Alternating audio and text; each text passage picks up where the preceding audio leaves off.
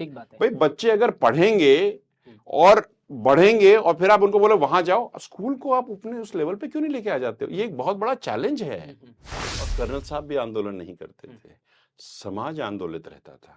जब आप समाज की बात पूरी नहीं करोगे तो ऑब्वियसली दिक्कत होगी।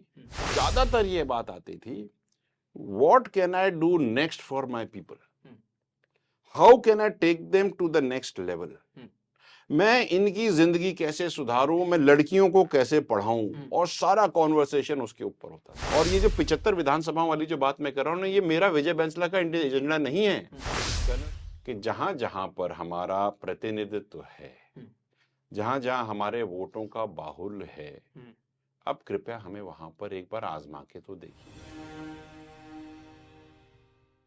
नमस्कार, थिंक 360 में आपका स्वागत है। मैं हूं लोकेंद्र किलानौत। गहरे कसुमल रंग की पगड़ी पहने एक शख्स अक्सर पटरियों पर दिखता था। कोई उन्हें पटरी वाला बाबा कहता था, कोई उन्हें कर्नल कहता था। लोगों ने अनेक अनेक नाम उस शख्स के इजाद कर लिए। पटरियों पर अपनी बिरादरी को लेकर बैठे रहने वाला वो शख्स कहता था कि ये पटरियां ही मेरा राजमहल है। और उस राजमहल में बैठकर उसने न केवल विधानसभाओं को चुनौती दी, न केवल लोकसभाओं को चुनौती दी, बल्कि पूरे सिस्टम को उस तरह से चुनौती दे डाली कि जब उस शख्स का इतिहास लिखा गया तो सामाजिक आंदोलनों के इतिहास में एक नया अध्याय और जुड़ गया। उस शख्स का नाम कर्नल किरोड़ी सिंह बैंसला था, गुर्जर आरक्षण आंदोलन के अगुआ, और गुर्जर समाज में जिन्हें एक मसीहा के तौर पर याद किया जाता है। एक दिन उस किरदार का रंगमंच से गायब हो जाना, लेकिन वो पगड़ी फिर से लौटती है, चेहरा और नाम बदल जाता है। जो बदला हुआ चेहरा है, जो बदला हुआ नाम है, वो आज हमारे स्टूडियो में बातचीत करने के लिए मौजूद है। उस शख्स का नाम है, उस चेहरे का नाम है विजय बैंसला, कर्नल किरोड़ी सिंह बैंसला के उत्तराधिकारी। विजय बैंसला जी, आपका बहुत बहुत स्वागत है। थैंक यू, बहुत बहुत अभिनंदन है थिंक 360 के स्टूडियो में। मैं जैसे कि कह रहा था कि एक गहरे कसुमल रंग की पगड़ी पटरियों पर दिखती थी। उस पगड़ी को पहनने वाला शख्स बदल गया है, नाम बदल गया है, एक बड़ी चुनौती है। किस तरह से देखते हैं? सबसे पहले तो आपको धन्यवाद कि हम ये चर्चा कर पा रहे हैं जी। और इस बात के लिए भी धन्यवाद कि ये बात जो है वो सब तक पहुंचेगी भी। I am very happy, thank you so much. Colonel साहब को गए हुए अब 1 साल हो गया है, और 1 साल में कर्नल साहब के बिना समाज को आगे बढ़ाया सब लोगों ने मिलकर के, ये बहुत जरूरी था। और ये एक चैलेंजिंग है, ऐसा नहीं है कि it's so easy to do. क्या है ना कि पहले अपने 5% आरक्षण की लड़ाई थी। 2019 में 5% आरक्षण आ गया, सबको मिल गया, बच्चों की नौकरियां लग चुकी हैं, लोग नौकरी कर रहे हैं, एग्जाम्स दे रहे हैं। फिर बात आती है कि जब 5% आरक्षण मिल गया तो व्हाट नेक्स्ट। भाई बहुत इजी है कहना कि हमें मिल गया, और बहुत आसान है कि मिल करके उसके ऊपर बैठ जाना और ये कहना कि हाँ बस हो गया अब तो काम। लेकिन काम तो वहां खत्म हुआ ही नहीं ना। काम तो वहां से शुरू होता है जब हमारे लोग, हमारे समाज के लोग जो पिछड़े हुए थे, जब वो नौकरियां करके ब्यूरोक्रेसी में जाकर के बैठते हैं और फिर भी हमको अपने आंदोलन करने के लिए पटरियों पे बैठना पड़ता है। Something is not right, something is missing. ठीक है, तो क्या चीज मिस कर रही है अगर आप विचार करें तो? पटरियों पे बैठे हम लोग, 2019 में बैठे, आरक्षण मिला।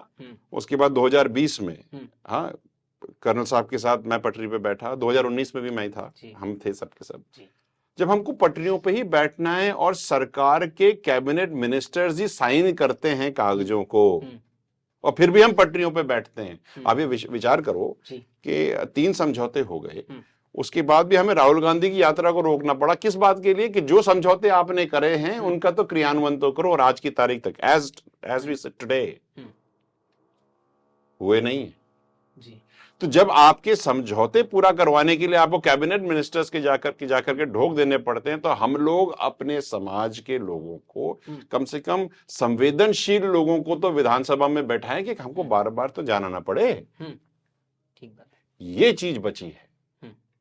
आपको मैं बताऊं, मैं हर बार बताता हूं और आपको भी मैं बताऊं कि राजस्थान में 200 विधानसभाएं हैं। विडंबना देखिए आप, इट इज रियली सैडनिंग। 200 विधानसभाएं हैं, उसमें से 75 विधानसभाएं एमबीसी समाज काबिज करता है। अर्थात एमबीसी समाज मतलब गुर्जर, रेबारी, गाड़िया, लोहार, गडरिया, बंजारे, जो उस आरक्षण की लाभान्वित जाति हम तो सब बंधे हुए हैं जी। एक तौलिए से कहीं जा नहीं सकते, एक स्वापी से बंधे हुए हैं, हम लोग कहीं नहीं जा सकते। तो जब आप 200 में से 75 विधानसभाएं काबिज करते हो और उसके बाद आपको समझौते पूरे कराने के लिए आंदोलन पे आंदोलन करना पड़े, तो विडंबना नहीं है क्या जी? तो वो ठीक करना है, ये बहुत बड़ी बात है साहब। दूसरी बात, पढ़ लिख गए अपने अजमेर से और उस तरफ के इलाके के पूर्वी राजस्थान के लोग, जैसे ही आप अजमेर के आगे निकल के आते हैं, हम तो वही हैं जहां पहले थे। महिलाएं नहीं पढ़ रही, बच्चियां नहीं पढ़ रही, स्कूल 8वीं के बाद बच्चे, अब मैं आपको अगर विजुअली डिपिक्ट करूं तो मैं ज्यादातर तो गाँव में रहता हूँ, शहरों में कम रहता हूँ, क्योंकि असलियत तो गाँव में है, शहरों में तो बात आती नहीं है खुल करके। ठीक बात है। बच्चियां मेरे पैर पकड़ लेती हैं कि आप जाओ मत, मैंने कहा रो क्यों, रोती हैं जी। 8वीं कक्षा की महिला बच्ची, मैंने पूछता बेटा क्या, वो ये कहती है कि हमारे स्कूल को 10वीं तक तो करा दो। आप सोचो 10वीं वाला स्कूल जो है वो 4 किलोमीटर दूर है, और हम लोग उस स्थिति में हैं समाज में कि 4 किलोमीटर दूर उस लड़की को उसके माँ बाप या समाज के लोग नहीं भेज पा रहे। पहली बात तो हमको समाज के लोगों को समझाना है कि भेजना चाहिए, और दूसरी बात ये कि वो 8वीं को 10वीं में करने में जा क्या रहा है। ठीक बात है भाई, बच्चे अगर पढ़ेंगे और बढ़ेंगे और फिर आप उनको बोले वहां जाओ, स्कूल को आप अपने उस लेवल पे क्यों नहीं लेके आ जाते हो? ये एक बहुत बड़ा चैलेंज है। अब हम बाहर से चिल्ला करके आपके साथ यहाँ बैठ करके बात बताएं, या फिर यही बात हम विधानसभा में बैठ करके सबको समझाएं, बहुत फर्क है दोनों चीजों में। ठीक बात है। तो ये चैलेंज है, ये बात बाकी है। कर्नल साहब की राम प्यारी अभी भी कलेक्टर नहीं बनी। ठीक है, आप ये देखिए, मैं ये बात आपको बताना चाहूंगा, बहुत इंटरेस्टिंग है कि एमबीसी समाज बेसिकली राष्ट्रवाद से भरा हुआ है। जी हाँ, हम मार्शल कौम भी हैं, और हम लोग बार बार इस चीज को भूल जाते हैं कि जब महाराणा प्रताप की लड़ाइयां हुई थी जी, तो तलवार और भाले बनाने वाले तो गाड़िया लोहार ही थे। ठीक बात है। और जब आपके लोग अटैक करा करते थे भारत में, तो खबर देने वाले तो रेबारी ही थे। आप चेक कर लो जी, है ना। और आपके भीलों के राजा जो थे, जिन्होंने महाराणा प्रताप की मदद करी थी और गुरिल्ला वॉरफेयर को आगे लेकर के आए थे, तो हम सब वही हैं। जब हम इतने राष्ट्र को आगे बढ़ाने में हमारा योगदान इतना स्ट्रांग रहा है, तो हमें हमारे समाजों को आगे बढ़ाने में इनको पीछे कैसे छोड़ दें? व्यवस्था में प्रतिनिधित्व, इनको हम पीछे कैसे छोड़ सकते हैं? आप मुझे बताओ, आज की तारीख में हम सीना तान करके कहते हैं हम राजस्थान के वंशज हैं, और जो भी बात हम करते हैं वो भूल जाते हैं कि वो तलवार किसने तेज करी थी, और तलवार तेज करने वाले को आप कहीं की जगह ही नहीं देते हो। What are we talking? ये चीज पूरी करनी है।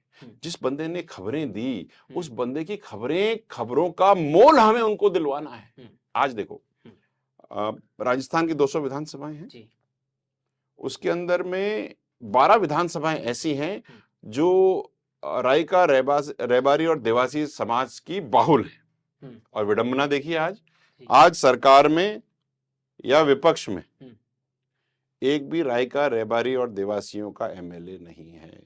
ठीक बात है। आप ये देखिए कि गाड़िया लोहार का 75 साल में एक भी एमएलए नहीं है।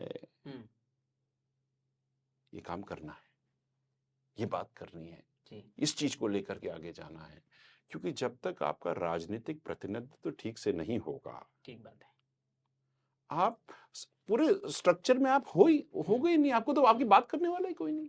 दूसरे समाजों की आपने बात की, विजय, आप नाइयों को देखो जी, आप जोगियों को देखो, जो छोटी छोटी कौमें हैं, इनका तो कभी प्रतिनिधित्व होता ही नहीं है। मेरा तो एक निवेदन है, अब पता नहीं मेरा बस नहीं चलता, अगर मेरा बस चले तो मैं कल कर दूं जी कि जिन समाजों का नेतृत्व विधानसभा में कभी नहीं आ पाता, जी उनके बाहुल नहीं होने की वजह से, क्षमता नहीं होने की वजह से, कम से कम मनोनीत करो 6 महीने के लिए। जी, ऐसा प्रावधान होना चाहिए जी। चाहिए, उनको अपनी बात तो विधानसभा में रखनी चाहिए। एंग्लो इंडियंस का जिस तरह से प्रावधान रहता है, कैसे भी रहता था, आप जी। तो कोई भी नाम दे दो इस बात हम्म, को, but what is important is hmm, representation तो होना चाहिए। हम्म, बात तो रखे, हम्म, आप बात ना सुनो वो बात अलग है, लेकिन कम से कम ये तो सेटिस्फैक्शन होना चाहिए कि हमने बात तो रखी।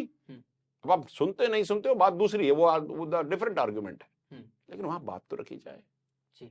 तो मानते हैं कि कर्नल बैंसला ने जो लड़ाई पटरियों से शुरू की थी, वो कहीं ना कहीं अधूरी है, और उसके लिए विजय बैंसला ने उस पगड़ी को अपने माथे पर रखा है।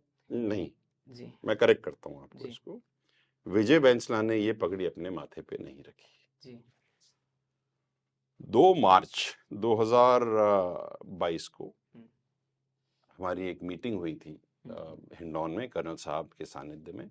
वहां पर पूरा समाज के लोग बाग आए थे और उन्होंने ये रखी है। कर्नल साहब ने के सानिध्य में ये कार्य हुआ था। विजय ने ये नहीं रखी है भाई। तो समाज विजय की बैंसला तरफ से कब पटरियों पर नजर आने वाले हैं, जो अंदाज कर्नल बैंसला का हुआ करता था?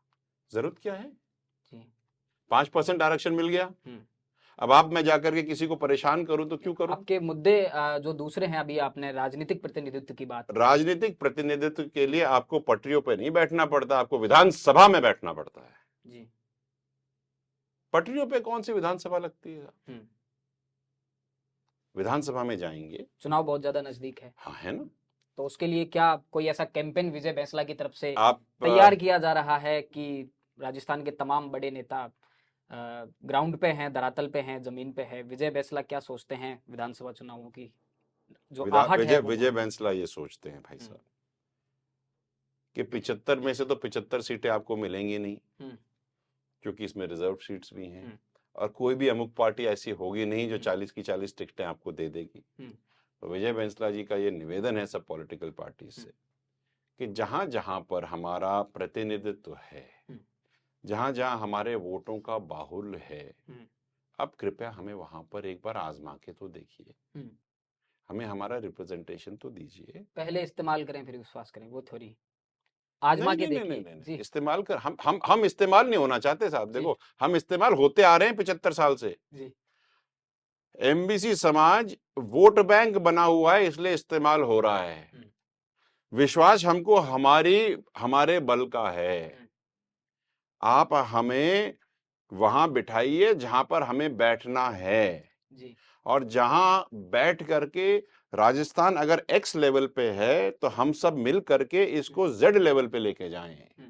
हम वहां जाना चाहते हैं, हम अपना कंट्रीब्यूशन और अच्छी तरह से देना चाहते हैं।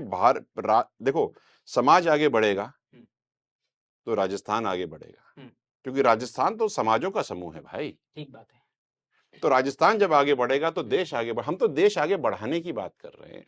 हाँ सब लोग बढ़ा रहे हैं, ये नहीं कह रहा कि कोई और नहीं बढ़ा रहा, लेकिन हम अपना कंट्रीब्यूशन उसके अंदर देना चाहते हैं। We want to take the country and the state forward जी, दैट्स इंपॉर्टेंट। बैंसला जी ये बताइए कि इससे पहले, सामाजिक जीवन से पहले आप टेलीकॉम कंपनी में काम करते थे, एक अच्छी रेपुटेड जॉब थी, एक फ्रेमलेस चश्मा लगाने वाला नौजवान लड़का, ऑफिस में बैठने वाला लड़का, और अब आपने कहा कि समाज ने मुझे ये पगड़ी पहनाई है, समाज ने मुझे ये जिम्मेदारी दी है। कभी कभी लगता है कि वो लाइफ बहुत ज्यादा अच्छी थी, या फिर ये कोई बात गले तो नहीं आ गई है? एक बड़ी जिम्मेदारी के साथ में कैसे मैनेज? वो आदमी ही क्या जो जिम्मेदारियों से भागे जी। नहीं, जिम्मेदारियों का जो नेचर है वो बिल्कुल डिफरेंट है। नहीं तो क्या हुआ, तो क्या हुआ? यहाँ आप पगड़ी पहनते हैं, कुर्ता पाजामा, बिल्कुल ठेठ गांवों के बीच में आपको जाना होता है। आपने बड़े इंटरेस्टिंग पॉइंट उठाए हैं, तो मैं आपको बता दूं कि एक जगह एक बहुत इंटरेस्टिंग कॉन्क्लेव में बात हुई और यही प्रश्न ना कि उठा था कि आप सूट और टाई पहनने वाले व्यक्ति कुर्ते पजामे बैठे हो और अंग्रेजी बोल रहे हो, और तुमने क्या करा ये? और आपके रील्स वायरल होते हैं कि आप बिल्कुल गांव की महिलाओं से देहाती भाषा में बात करते हैं ना, देहाती लहजे में बात मैंने उनको यही कहा था कि I have moved from business suits to suits that mean business. मैं पहले बिजनेस सूट्स पहना करता था, लेकिन अब जो कुर्ते पजामे का सूट पहनता हूँ, इससे I mean business. You can not take me lightly on this. I am very serious with for the people I work for. You can not take me lightly. जी. And I will not allow anybody to take the community lightly as well. अब क्या हुआ कि नौकरी करता था मैं आपको बताऊं, मैं महाराजा कॉलेज का पास आउट हूँ साहब. ठीक है. पढ़ाई मैंने सेंट जेवियर्स जयपुर में करी, और फिर महाराजा कॉलेज में गोखले हॉस्टल में रहता था. मेरे को अभी भी याद है, और नानी की थड़ी पे बैठ करके हम चाय पिया करते थे. हमारा 2 साल का बहुत बड़ा हिसाब रहा, ठीक है, उधारी का. फिर जब पहली नौकरी लगी, फिर मैं वापस आया. हाँ. और नानी और सुरेश जो बैठा करता था वहां पे, उसको मैंने पहले तो अपना करीब 1500 रुपए का उधार चुकता किया. देखो सही बात है. और अपने बाबू बाजार में एक ढाबा हुआ करता था, नीलम, जहाँ पे गोखले हॉस्टल की दाल बड़ी चला करती थी, उबली हुई मिलती थी जब खाना नहीं होता था. तो उसका भी उधार चुकता किया. लेकिन बात यह है कि ये सब करने के मैनेजमेंट पढ़ाई करी, उसके करने के बाद मैंने बहुत सारी नौकरियों में, कंपनियों में काम किया. वोडाफोन में था, हच में था. उस टाइम एलएमएल स्कूटर्स बहुत हुआ करते थे. मैं रीजनल हेड हुआ करता था गुजरात का. फिर मैं सीएक्सओ लेवल पे पहुंचा. हच, वोडाफोन, आइडिया, इन सब, रिलायंस, सब में काम किया. फिर मैं बाहर चला गया, और मैं इंटरनेशनली बहुत काम किया. मैंने बहुत सारी कंपनियों में काम किया. अफ्रीका में था, मैं दुबई में था, साउथ ईस्ट एशिया में था, लास्ट में अफगानिस्तान में था 3 साढ़े 3 साल. फिर कर्नल साहब से बात हुई, तो कर्नल साहब ने बोला, नौकरी करते करते क्या कमाएगा, इस लेवल से ऊपर उठकर क्या करेगा, जब तो टॉप लेवल पे है तो क्या हो जाएगा. तो दूसरी कंपनी में भी टॉप लेवल आएगा, तो थोड़े पैसे ज्यादा मिल जाएंगे, शांति मिलेगी क्या. तो कर्नल साहब ने कहा कि आ जाओ. तो हमने सब कुछ छोड़ छाड़ करके हम आ गए. मजेदार किस्सा आपने बताया कि उधारी चुकता करने के लिए आप अपनी जॉब से, तो इसका मतलब है कि विजय बैंसला कमिटमेंट के पक्के, बहुत ज्यादा पक्के हैं. और एक जो कमिटमेंट था कि उधारी तो चुकता करनी है, किसकी उधारी बाकी है अभी? गुर्जर समाज की, कर्नल बैंसला की पगड़ी की, समाज की, कैसे चुकता करोगे? उधारी जिंदगी भर रहेगी जी. जिस माँ की कोख से आपने जन्म लिया, जिस समाज में आपने जन्म लिया, उसकी उधारी आपके पास जिंदगी भर रहेगी. फिर वहां से उठ करके अगर आप 2 कदम आगे चलोगे, तो जिस राजस्थान में आपने जन्म लिया, उसकी उधारी आपके ऊपर जिंदगी भर रहेगी. आप अरबपति खरबपति बन जाओ, सब कुछ लुटा दो, तो भी वो उधारी बाकी रहेगी.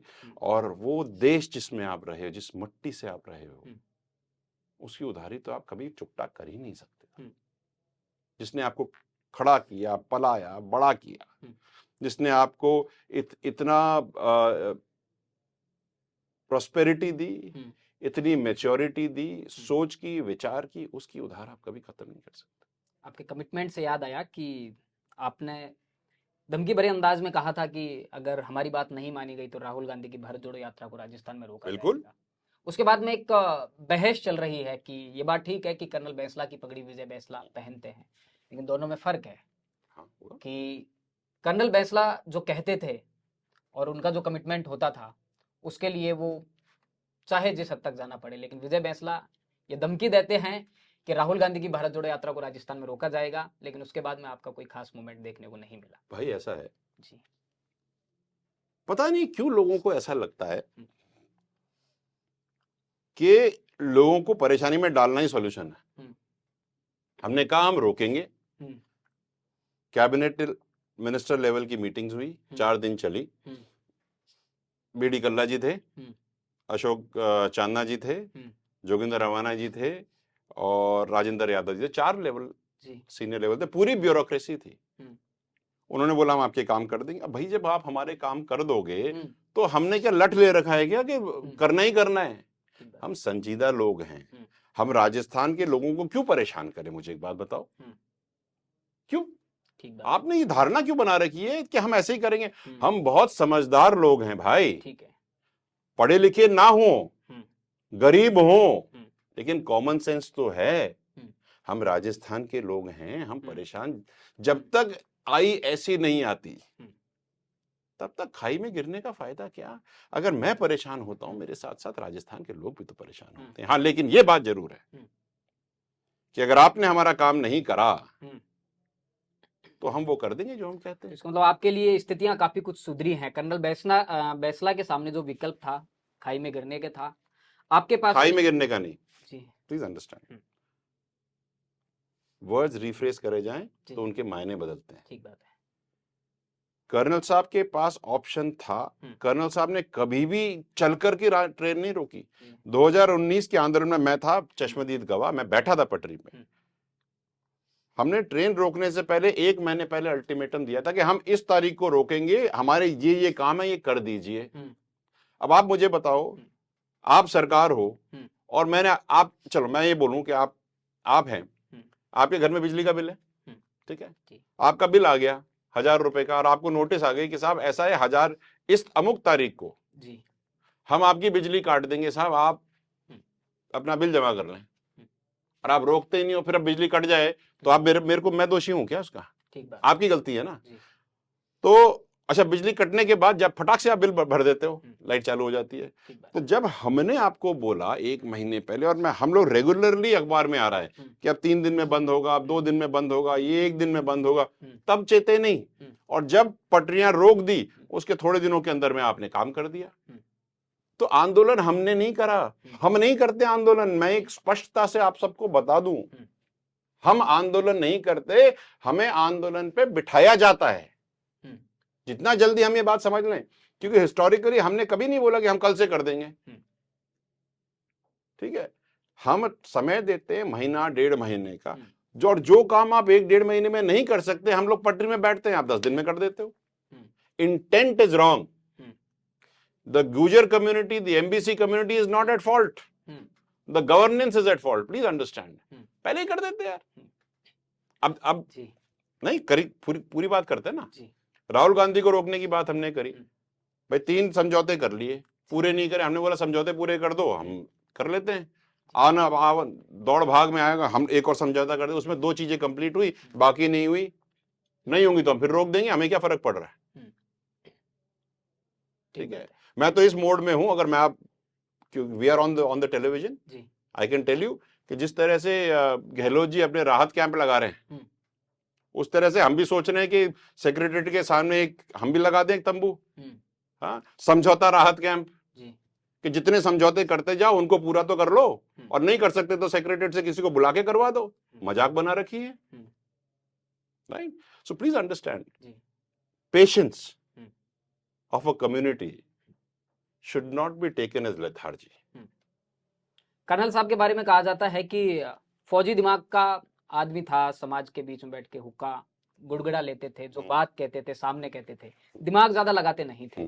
विजय बैंसला के बारे में कहा जाता है कि थोड़े से सॉफ्ट आदमी है, बजाय कर्नल बैंसला दिमाग भी लगा लेते हैं, अंग्रेजी बहुत अच्छी बोलते हैं, ये एक बड़ा फर्क ना कर्नल साहब ज्यादा अच्छी अंग्रेजी बोलते थे जी, बहुत पढ़े लिखे थे कर्नल साहब, अमेजिंग, लेकिन खाटी आदमी थे। खाटी आदमी हम भी हैं, गांव में चल के बैठ के देखो जी, ठीक है। मैं एक इंटरेस्टिंग चीज आपको बताऊं, खैर बात आई, मैं 6 साल हो गए मेरे को, 6 साल में मैं खूब घूमा हूं, और अभी बांसवाड़ा ट्रैवल करके आ रहा हूं मैं, 2800 किलोमीटर 4 दिन में, मेरा ऐसे ट्रैवल रहता है। पूरे 6 साल में 15 या 20 बारी मैं होटल में रहूंगा, मैं होटल में नहीं रहता, मैं गांव में रहता हूँ, ठीक है। बाथरूम है तो ठीक है, नहीं तो जंगल, नहाने को जगह है तो ठीक, नहीं तो ट्यूबवेल, अपने कपड़े धोते हैं, सुखाते हैं, पहन लेते हैं, 4 जोड़ी कुर्ते पजामे हैं मेरे पास, 2 जोड़ी जूती हैं, 1 साफा है, यही है मेरा। जी, तो क्या फर्क मानते हैं आप मिस्टर सीनियर बैंसला में और मिस्टर जूनियर बैंसला में? क्योंकि बाकी बातें तो आपने कहा कि अंग्रेजी हम दोनों बोलते थे, खांटी आदमी भी हम हैं, आंदोलन में भी कर सकता हूं, पटरियों पर मैं भी बैठ सकता हूं, तो मैं नहीं फर्क? जी, करेक्शन जी, मैं आंदोलन नहीं करता जी, और कर्नल साहब भी आंदोलन नहीं करते थे, समाज आंदोलित रहता था। जब आप समाज की बात पूरी नहीं करोगे तो ऑब्वियसली दिक्कत होगी। कर्नल साहब उसको लीड करते थे, हम बहुत सम्मान्य, हमने कितना सीखा है उनसे, और हम जितना उनके चिट्ठियां हैं, पुराने नोट्स हैं, जब भी समय मिलता है वो रजिस्टर्स में लिखा करते थे, हम उनको पढ़ते हैं। 6 साल जो मैंने, थोड़ा बताइए हमारे दर्शकों को रजिस्टर के बारे में, रजिस्टर के बारे में, रजिस्टर था, कैसी बातें वो लिखा करते थे, क्या उनके रजिस्टर में खास होता था? वो कहते थे कि वो नेपोलियन की जीवनी बहुत पढ़ते थे। हाँ बिल्कुल पढ़ते, और नेपोलियन की जीवनी से उनको बहुत ज्यादा सीख मिलती थी। आप ये देखिए अलग अलग जगह रजिस्टर्स, छोटे छोटे नोट पैड्स, कहीं पर भी आप देखो, गद्दे के नीचे, तकिए के नीचे, हमने ऐसे कैसे रखे हो। कभी रात को वो टाइम भी लिखते थे, कर्नल बैंसला, डेट और कितने बजे उन्होंने लिखा, और वो लिखते जाते थे। सुबह 3 बजे अगर मैं उठ के देखता था तो वो, जब तक उनकी तबीयत ठीक थी, लिखते थे। तो ज्यादातर ये बात आती थी, what can I do next for my people, how can I take them to the next level, मैं इनकी जिंदगी कैसे सुधारूं, मैं लड़कियों को कैसे पढ़ाऊं, और सारा कॉन्वर्सेशन उसके ऊपर होता था। ठीक है, तो उनका तो 1 पॉइंट एजेंडा था। और ये जो 75 विधानसभाओं वाली जो बात मैं कर रहा हूं ना, ये मेरा विजय बैंसला का एजेंडा नहीं है। कर्नल साहब ने 2019 में जब हमको 5% आरक्षण मिल गया, नौकरियां लगने लगी, तब साहब ने बोला, और मेरी उनसे बात हुई, और उन्होंने एक वीडियो भी है जो वायरल हुआ कि 75 विधानसभाएं आप काबिज करते हो, एमबीसी समाज बल भूल हो रही है। बल भूल मतलब 75 विधानसभाओं का बल है और आपको कोई पूछता नहीं। तो ये बात कर्नल साहब की है, विजय बैंसला की नहीं है। मैं तो कर्नल साहब की जो बची हुई चीजें हैं उनको पूरा लेकर के पूरा करने की पूरी चेष्टा कर रहा हूं, और मरते दम तक करता रहूंगा, और होगा। क्योंकि आप ये देखो, क्योंकि पॉलिटिकल बात कर रहे हैं हम, तो 75 विधानसभाओं से बनती है 12 लोकसभा। ठीक है, लोकसभा में एक भी रेबारियों का रिप्रेजेंटेटिव नहीं है, करेक्ट, और उनकी तो 12 लोकसभा विधानसभा है। So you understand? So it's a conversation which is different. Colonel साहब से जितना सीखो उतना कम। आप लीडरशिप पे उनसे सीखो। आप उनसे, उस टाइम मोबाइल फोन्स नहीं हुआ करते थे, सब जगह बंद था, कम्युनिकेशंस नहीं थी, गाड़ियां नहीं चल रही, फिर भी पूरा का पूरा समाज, पूरे राजस्थान का एकजुट होकर क्लॉकवर्क की तरह काम करता था।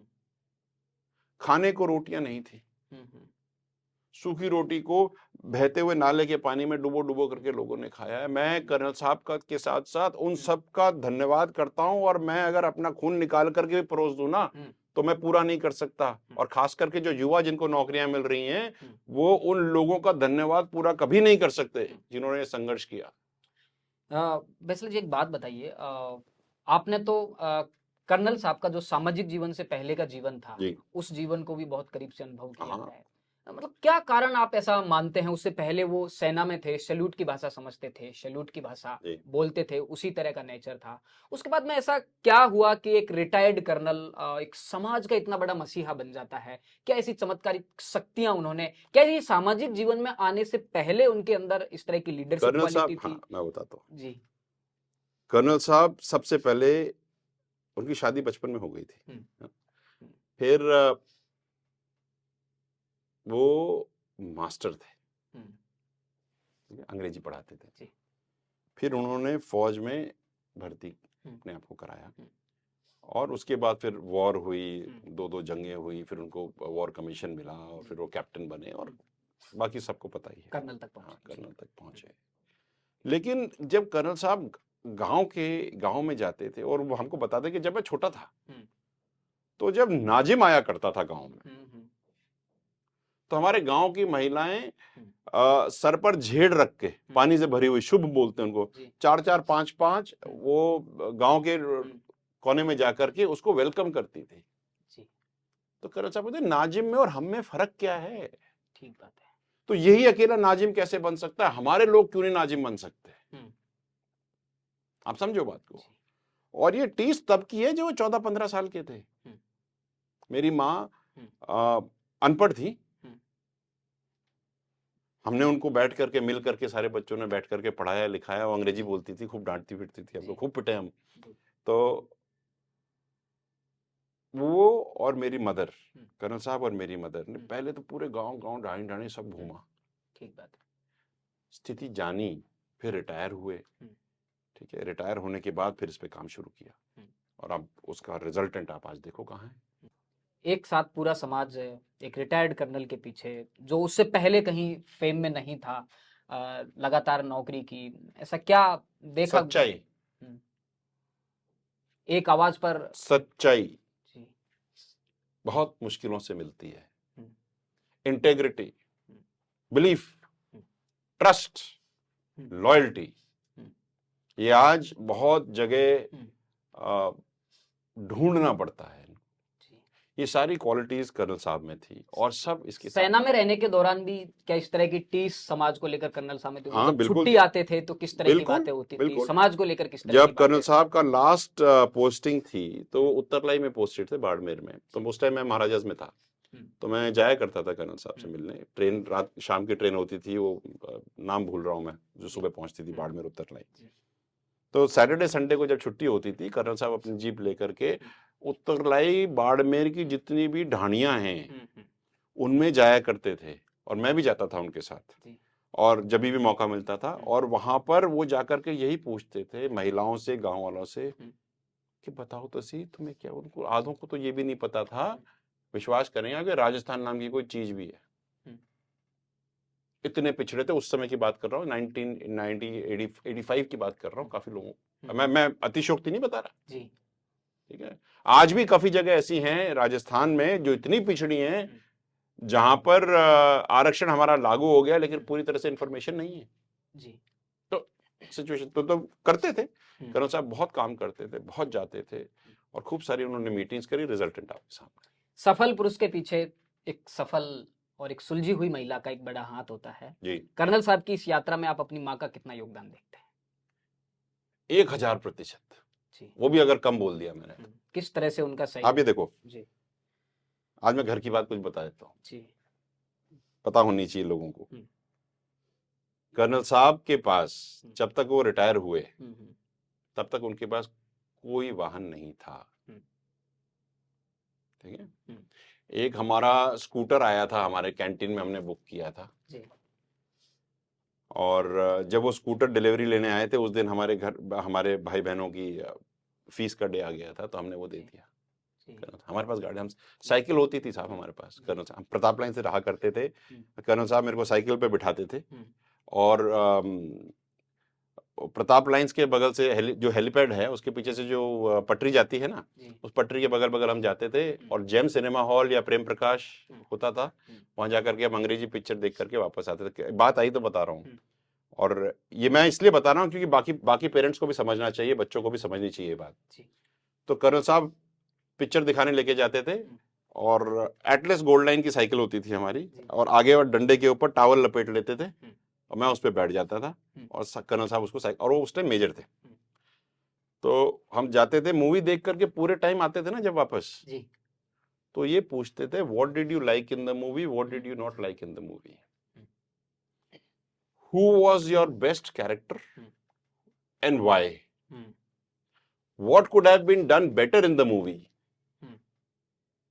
ठीक है। और हमारा 1 घंटे का वो साइकिल का दौरान वो जो डिस्कशन होता था, वो मेरे दिमाग की धमनियां खोल देता, और आज उसका मेरे को बेनिफिट मिल रहा है। कर्नल साहब तो हमें चलते चलते सिखा जाते थे। आपकी माँ पर मैं, हाँ, अब मैं माँ पे आ रहा हूँ। हमारे घर में मैं हूँ, मेरे 2 बड़े भाई हैं, एक ब्रिगेडियर है, हाँ मैं बताता हूँ, और एक सिस्टर है। तो मेरे सबसे बड़े भाई रिटायर्ड कर्नल हैं, फिर उसके बाद मेरी सिस्टर हैं जो इनकम टैक्स में है, और एक उनसे छोटे भाई हैं जो मेजर जनरल हैं फौज में, और उनके बाद मैं हूँ। कर्नल साहब ने और मेरी माँ ने, मेरी माता जी ने बिल्कुल क्लियर एक मैंडेट किया था कि घर में हमें कुछ नहीं चाहिए, पढ़ी लिखी संतान चाहिए। मैं अभी वही मेरी माँ के पास कोई ज्वेलरी नहीं थी, क्योंकि सारी ज्वेलरी एजुकेशन में लग गई। एक चेन थी, हम लोग वहाँ पोस्टेड थे सुखना में जी, ठीक है। और सुखना में वो किटी पार्टी होती थी ना जी, तो किटी पार्टी में जितनी भी आर्मी ऑफिसर्स की वाइफ्स हैं वो जनरली अपनी ज्वेलरी दिखाती हैं और सब काम होता है। तो मेरी माँ के पास नहीं था, मैं उस टाइम छोटा था, गया था उनके पास, 10th में था मेरे ख्याल से उस टाइम में। तो जब मैं उनके पास गया तो किटी पिकअप करने गया था, तो वो चल रहा था, तो बोले थे अरे मिसेस बेंसला, 1 चेन ओनली। तो मेरी माँ ने एक बात कही जो मैं अभी आप सबको बताना चाहता हूँ। मेरी माँ ने कहा कि एक सोने की चेन और 4 बच्चे पढ़े लिखे, मेरे पास ये हैं, बहुत बड़ी बात है हमारे। और आप देख लीजिए, अगर एजुकेशन अच्छा दिया जाए तो सब कुछ। तो कर्नल साहब तो बॉर्डर पे रहते थे या पोस्टेड रहते थे फील्ड पोस्टिंग्स में, मेरी माँ ने पूरा घर संभाला। जी। हमें कभी भी किसी चीज की कमी महसूस नहीं होने दी, सबको बहुत प्यार से रखा। और कर्नल साहब को जितना संबल मेरी माँ ने दिया, किसने नहीं दिया होगा। जब वो दिन आते थे कि ये नहीं हो सकता, वो नहीं हो सकता, अरे कर लेंगे। अस्थमा की पेशेंट थी, लेकिन फिर भी उन्होंने कभी ट्रस्ट से मस नहीं करा जी। बहुत बीमार रहती थी। बालिका एजुकेशन को लेकर कर्नल साहब बहुत ज्यादा समर्पित थे। बिल्कुल। और उनका जो घोषणा पत्र हुआ करता था, उनके जो भाषण हुआ करते थे, उसमें सबसे जो बड़ा मुद्दा होता था वो बालिका शिक्षा हुआ करता था। एक वीडियो मैंने कर्नल साहब का कहीं देखा था, और लड़कियों के प्रति जो उनका प्रेम था, वो शायद आप बैठे हुए थे मंच पर और शिकायत भरे लहजे में कहते थे कि जो मेरे बेटे हैं वो मुझे टाइम से याद नहीं करते, लेकिन जो मेरी बेटी है वो मुझे दिन में 3 बार कॉल करती है, मेरे खाने का पूछती है, मेरे पीने का पूछती है। तो ये आपसे शिकायत थी, और अपनी बेटी के लिए कर्नल साहब का प्रेम था, और बालिका शिक्षा को लेकर जो उनका घोषणा पत्र था, क्या लगता है कि आपकी बहन का उसमें एक बहुत बड़ा योगदान है? उन्होंने जिस तरह से संबल मैं दिया। बताता हूँ क्या है कि मैं बाहर काम किया करता था, मेरे टाइमिंग्स और कर्नल साहब के टाइम, इंडिया के और बाहर के टाइमिंग्स अलग होते थे। और क्या होता था कि कर्नल साहब एक बात कहते थे, जो ये वो पूरा कॉन्टेक्स्ट जो है ना, वो बहुत इंटरेस्टिंग कॉन्टेक्स्ट है। वो कहते थे, your son is your son till he gets married, but your daughter is your daughter for life. कि जब तक तुम्हारा बेटा, तो तुम्हारा बेटा तब तक है जब तक उसकी शादी नहीं हो जाती, उसके बाद तो वो दूसरे का हो जाता है, लेकिन तुम्हारी बेटी शादी से पहले भी तुम्हारी है और आखिरी में भी तुम्हारी रहेगी। और जो एजुकेशन की जो बात थी ना, मैंने कहा ना, मेरी मदर अनपढ़ थी, चैलेंजेस देखे हैं कर्नल साहब ने, और कि लड़कियों के लिए खास करके, क्यों लड़कियों के लिए इसलिए क्योंकि कर्नल साहब की बात बिल्कुल सटीक थी, और आज हम उसका रिजल्ट देख रहे हैं। अगर आप एक महिला को या बच्ची को पढ़ाओगे, कर्नल साहब की देखो बात बड़ी सिंपल थी, अच्छी शिक्षा, अच्छा स्वास्थ्य, पढ़ी लिखी माँ और कर्ज मुक्त समाज। तो तीसरे नंबर पे आते पढ़ी लिखी माँ। पढ़ी लिखी माँ कब मिलेगी? जब आप बच्चियों को पढ़ाओगे। और कारण क्या था कि अगर पढ़ी लिखी माँ है तो होमवर्क खाना बनाते बनाते होमवर्क करा देगी, आप उसको उल्लू नहीं बना सकते, समय पर वो सब कुछ सही कर देगी, क्योंकि उसको पता है। बच्चे आजकल जो अनपढ़ माँ होते हैं उनको बताते क्या है, जा रहा हूँ भाई काम है, क्या काम है पूछने वाला क्वेश्चन मार्क तो होना चाहिए ना। आपने फायदा उठाया उसका? किस चीज का? आपकी माँ पढ़ी लिखी नहीं थी? नहीं। गांव के परिवेश में देखो, हमारी माताजी तो बहुत समझदार थी। और देखो मैं एक बात यहाँ जरूर कहना चाहूंगा, अनपढ़ होना और समझदार होना दोनों अलग अलग चीजें भैया। अनपढ़ व्यक्ति समझदार हो सकता है, पढ़ा लिखा हुआ समझदार हो जरूरी नहीं है। ठीक है, तो जब महिला पढ़ी लिखी होगी, माँ पढ़ी लिखी होगी तो मिलेगा। दूसरी बात, आज की तारीख में सबको पढ़ी लिखी बहू चाहिए। अब बड़ी पढ़ी लिखी बहू कहां से लाओगे? अब अपनी बेटियों को पढ़ाओगे तो ही तो बहू बनेगी पढ़ी लिखी। भाई इसकी बेटी उसकी बहू, उसकी बेटी उसकी बहू, जैसी बेटी दोगे वैसी तो बहू पाओगे। ठीक बात है, राइट। और बात पढ़ाई की जब बात करें तो एक स्कूटी योजना हुआ करती थी देवनारायण बोर्ड में, है ना? अभी भी चलती है। अभी भी चलती है। तो शुरू में जब स्कूटियां बांटनी थी तो 500 स्कूटी बांटनी थी, ठीक, और उसमें करीब 251 252 फॉर्म्स आए थे खींचतान करके, और कट ऑफ 52% गया था। और आज की तारीख में 18,000 फॉर्म आते हैं लड़कियों के, कट ऑफ 82% से ऊपर जाता है, और कोई 1500 स्कूटियां बांटते हैं। 252 से 18,000, आप ये देखो कि 18,000 लड़कियां शिक्षित हो गई हैं, मतलब 18,000 हर साल पढ़ी लिखी माएं बन रही हैं। तो 36,000 घरों में फायदा हो रहा है, एक खुद का घर और एक जिस घर में जा रही। तो 36,000 घरों का फायदा एक साल में, और 10 साल में कहां हो जाएगा? अगर हम 70 लाख की जनसंख्या लेके चल रहे हैं और हर घर में 4 लेके चल रहे हैं, तो आप गणित कर लो कितने लाख तो घर हैं। ठीक बात है, ठीक है। तो 70 का आधा हो गया 35, 15 लाख घर हो गए। 15 लाख घर में 10 लाख घर भी पकड़ लो, 10 लाख घर में अगर हर साल आपके 20,000 लोग या 40,000 घर आबाद होते जा रहे हैं, तो आपको ये कवर करने में कितना टाइम लगेगा? कुछ नहीं है, हमारे हर घर में पढ़ी लिखी मां हो जाएगी। समय, विचार करो, just see, it is only a matter of another 3 to 4 or 5 10 years, हमारा हर घर शिक्षित हो जाएगा, पूरे समाज का, पूरे एमबी समाज का। अरे वो दिन देखने के लिए बात हो। जी विजन होना चाहिए। आप ये देखो, विजन की बात आई तो एक बात और कहूंगा मैं, और ये मैं अपने लिए नहीं, मैं सारे समाजों के लिए बात कहना चाहूंगा। जी आज जो बच्चा जन्म रहा है, 20 साल बाद उसको समाज और राजस्थान और परिवेश कैसा मिलेगा, जी ये हमें आज डिसाइड करना है। और आज जो हम काम करेंगे उसका रिजल्ट 20 साल बाद आएगा। जी तो मैं ये चाहता हूं, मैं तो कर ही रहा हूं कि डिजाइन करो। कर्नल साहब ने वो 252 से 18,000 करके डिजाइन किया ना, ये आरक्षण का करोगे क्या जब पढ़ोगे लिखोगे नहीं तो। जी और आज मेरे को इस बात की बहुत खुशी है कि 5% आरक्षण जो मिल रहा है उसके अंदर कंपटीशन बहुत हाई है कि 100 में 5 ही मिलेंगी, तो जो टॉप में आएगा उन्हीं को ही मिलेंगी। So they are doing very well and I am very happy with this, very happy. जी सामाजिक नेतृत्व लगातार बैसला परिवार ने गुर्जर समाज का किया है, एमबीसी समाज का किया। जी, राजनीतिक नेतृत्व कहीं ना कहीं दूर है, क्या सोचते हैं आप इस पर? हम गए नहीं उसमें, अब जाएंगे। कर्नल साहब ने चुनाव लड़ा था। चुनाव लड़ा था, लेकिन राजनीतिक देखो क्या है, एक बड़ी परिपाटी थी राजस्थान में, हमारे समाज में खास करके, कि जो राजनेता है या जो सामाजिक नेता है, लोग कहते थे और तू सामाजिक नेता है, तू इलेक्शन क्यों लड़ेगा भाई? ठीक है ना, यहीं से आपका क्वेश्चन में यहीं से जम हो रहा है। जी जी। और जो राजनीतिक नेता है वो कभी समाज की बात नहीं करता, फैक्ट है।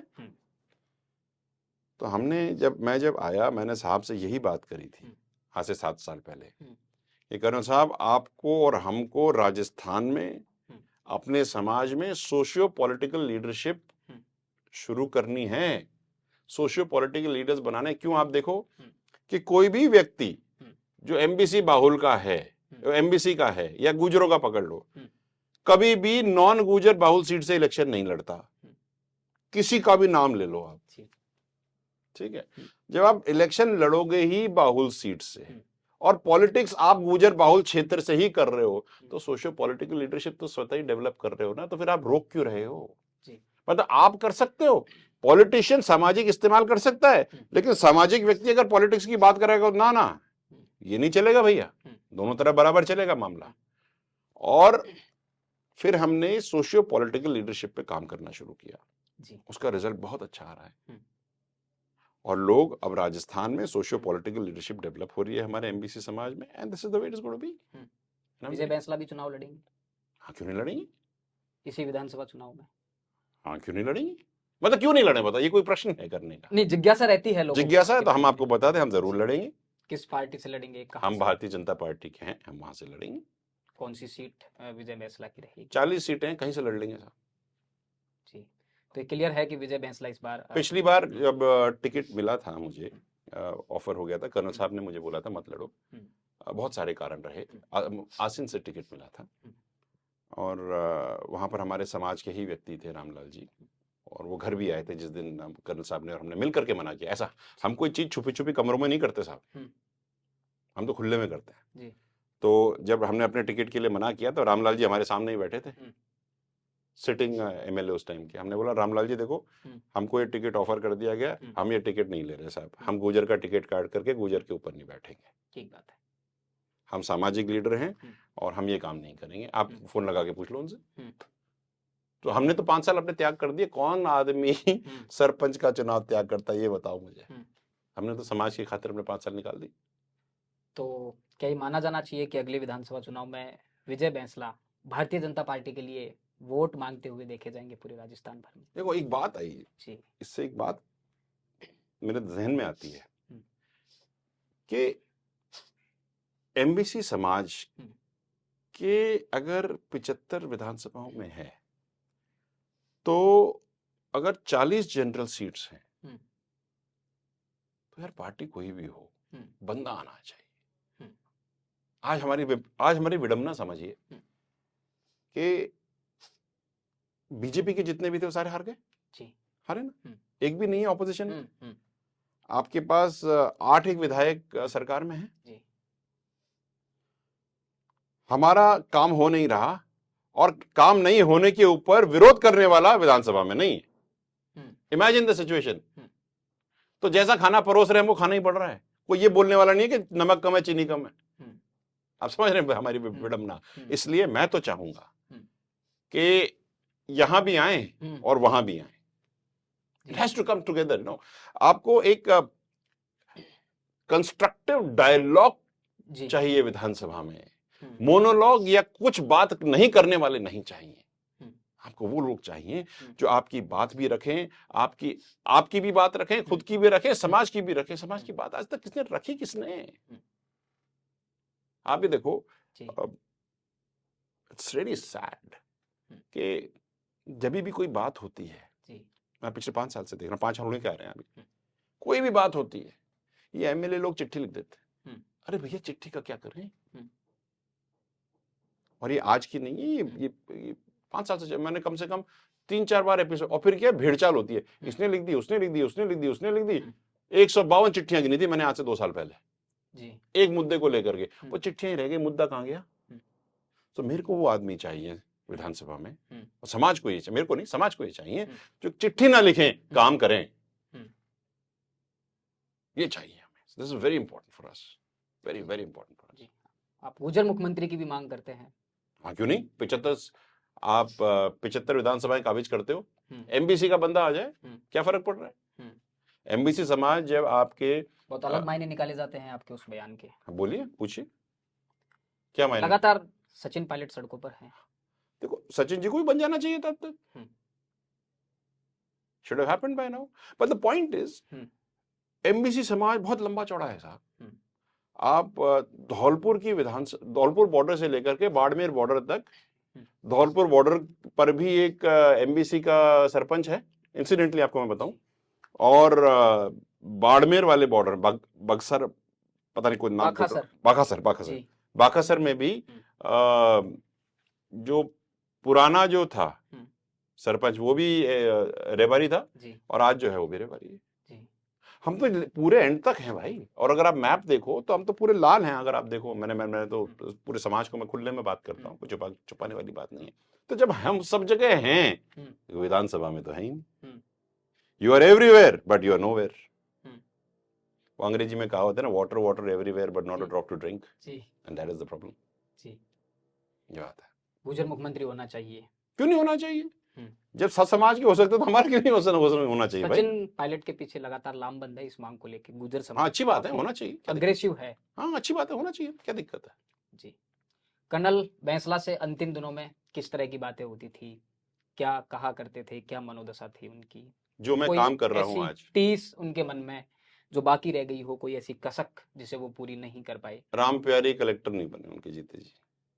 तो क्या विजय बैंसला उसे कलेक्टर बने? हम सब लग रहे हैं जी, हम सब लग रहे हैं, पूरा समाज लग रहा है कि राम प्यारी कलेक्टर बने फटाफट। ठीक है। और मतलब क्या बोले आपको, एक तो वो तो रही टीस। एक टीस ये रह गई कि हमारे विधानसभा में विधायक नहीं बन पाए पूरे ढंग से, जो उन्होंने एमबीसी समाज बलभूल हो रहा है वाली जो बात करी, वो अभी बची हुई है। तो हम दोनों चीजों पे काम, कर्नल साहब की हर मन की पीड़ा को हम पूरा कर रहे हैं। हाँ, कर्नल साहब की एक पीड़ा और थी कि वो कहते थे, और काफी लाजमी बात है, कि जो व्यक्ति आरक्षण का फायदा लेकर के आगे निकल आया, नौकरी लग गई उसकी, वो 365 दिन में से कम 30 दिन तो उन लोगों के लिए हाथ बढ़ा करके उठाए जो लोग अभी उठ नहीं पाए हैं जी। तो ये एक जरूरी चीज है और इस पे काम हो रहा है। अब लोगों ने आगे चल करके हाथ बढ़ाना शुरू किया है। तो I hope that things will become better, I really hope so. Colonel Bainsla Napoleon की जीवनी पढ़ा करते थे, विजय बैंसला किसकी जीवनी पढ़ते हैं? विजय बैंसला कर्नल साहब की जीवनी पढ़ते हैं साहब जी। मेरे तो आइडल भी कर्नल साहब हैं, पिता भी कर्नल साहब हैं, रास्ता दिखाने वाले भी कर्नल साहब हैं, सब कुछ ही मेरे तो पिताजी हैं। मैंने जिस व्यक्ति के हाथ को पकड़ के चलना सीखा। कभी मार खाई कर्नल साहब? ओह, खूब। ऐसा कौन सा बेटा है जिसने मार नहीं खाई अपने बाप से, बताओ। और समय रहते पिट जाना बहुत जरूरी है। फौजी आदमी बड़ा स्ट्रिक्ट होता है। अरे बहुत पड़ा पड़ती थी, बहुत जोर से पीठ पे धप से जी। तो ठीक है, अच्छी बात है। देखो, हर एक को पढ़नी चाहिए। क्या है ना, समय पे पड़ जाती है ना तो बुढ़ापा ठीक निकलता है, और जिनको समय पे नहीं पड़ती ना उनको बड़ी देर बाद में पड़ती है, तब बुढ़ापे में पड़ती है। समझदार होने के बाद में कैसा व्यवहार रहा कर्नल साहब का बतौर पिता पुत्र? कुछ रोचक किस्से बताइए। बहुत बढ़िया इंसान थे भाई जी। कर्नल साहब को गीतों का बड़ा शौक था, कौन से गीत सुना? और सब सुनते थे। और जब हम ट्रैवल करते थे अपने स्कॉर्पियो में, तो मेरा और कर्नल साहब का गेम चलता था। जो पीएसओ वगैरह जितने भी हैं वो सब जानते हैं कि गाना लगा दिया यूट्यूब पे और सिस्टम पे बज रहा है गाड़ी में, चलती गाड़ी में, और हम पूछ रहे कर्नल साहब आप बताओ ये कौन गा रहा है। तो वो ऐसे सुनाते थे कि ये राजेश खन्ना बैठा है पेड़ पे, नीचे वहीदा रहमान लाल रंग की साड़ी में बैठी हुई है और ये सामने ये चल रहा है। मैंने कहा आपको याद कैसे है? वो तो याद तो मेरे को है, देखिए मैंने। तो अब आप, फिर हम पूछते थे आपने इतनी सारी देख ली, हमको तो बचपन में देखनी नहीं थी। But he had a fantastic memory. उनको ओल्ड सॉन्ग्स बड़े पसंद थे, लता मंगेशकर बहुत पसंद थी, बहुत ज्यादा। आपके मन्ना डे पसंद थे, पुराने गाने आंधी के, और आंधी के गाने बहुत पसंद थे। और he was a movie buff and he used to read a lot. So both the things, and he is an amazing person.